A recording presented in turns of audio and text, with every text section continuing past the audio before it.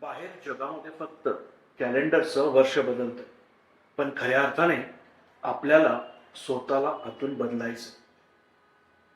मनात साठलेल्या अनेक कडू आठवणींना आता कायमचं विसरायचं आणि आयुष्याने दिलेले काही महत्वाचे धडे पुन्हा एकदा आठवायचे.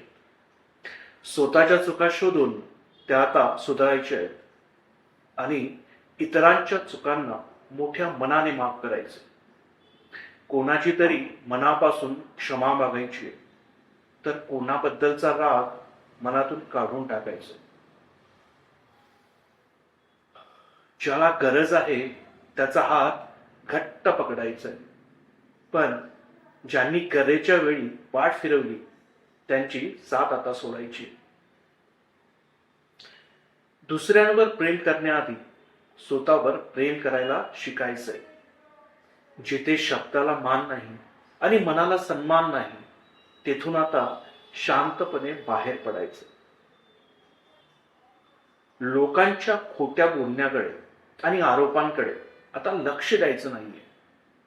आपल्या अंतर्मनात डोकावून स्वतःचं सत्य शोधायचं. कोणालाही कठोर बोलून दुखवायचं नाही आणि इतरांनी दिलेल्या जखमांवर आता मायेची फुंकर घालायची.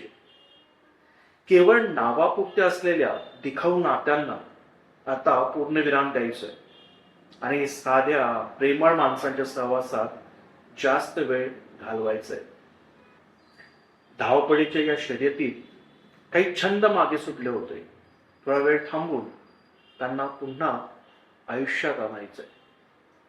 पैसा आणि ताकद मिळवण्याच्या या आंधळ्या शर्यतीपेक्षा एकांतात बसून मनाचं सुख मिळवायचं. इतरांशी वाद घालण्यात वेळ घालवण्यापेक्षा स्वतःशी संवाद साधून आयुष्य अधिक सुसह्य करायचं.